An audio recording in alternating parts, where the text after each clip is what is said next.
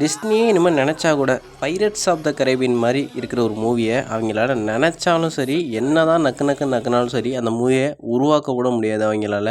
ஏன்னா அந்த movie one of the best film. அந்த 5 பார்ட்டும் தரமாக இருக்கும். அதேமாரி ஒரு என்ட்ரி அப்படிங்கிறதுக்கு ஒரு பயங்கரமான ஹீரோ மெட்டீரியல் லெவலில் இருக்க ஒரு என்ட்ரினா அது நம்மளோட ஜாக் ஸ்பேரோட என்ட்ரி இருக்கும்.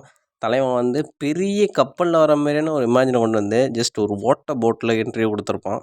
டிஸ்னி வந்து எவ்வளோ படங்களை உருவாக்கியிருக்காங்க. அந்த படத்துக்கெல்லாம் மேலே லைஃப் டைமில் ஒரு கரியரில் one of the best master பீஸ்னா அது pirates of the Caribbean movie தான். இந்த படத்தை ஸ்டார்டிங்கில் எடுக்கிறப்ப நம்ம ஜானி டெப்போட ஆக்டிங்கை பார்த்து என்னையா அப்படிலாம் நடிக்கிற அப்படின்னு கேட்டாங்க. ஆனால் அந்த படம் ரிலீஸ் ஆனதுக்கப்புறம் அவரோட ஆக்டிங்கால் மட்டும்தான் இந்த படம் வந்து பெரிய உச்சக்கட்டத்துக்கே போணுச்சு. அதுவும் கேப்டன் ஜாக் ஸ்பேரோங்கிற இந்த ஒரு வார்த்தை உலகளவில் இந்த படத்துக்கு வந்து நிறைய ஃபேன்ஸ் இருக்காங்க. அதுவும் மெயினாக கேப்டன் ஜாக் ஸ்பேரோங்கிற பேருக்கு ரொம்ப ஃபேன்ஸ் இருக்காங்க. அதுவும் இந்த pirates of the Caribbean 6 part எப்போ வருங்கிற வெயிட் பண்ணுறதுல நானும் ஒரு ஆள். நீங்கள் எப்படி?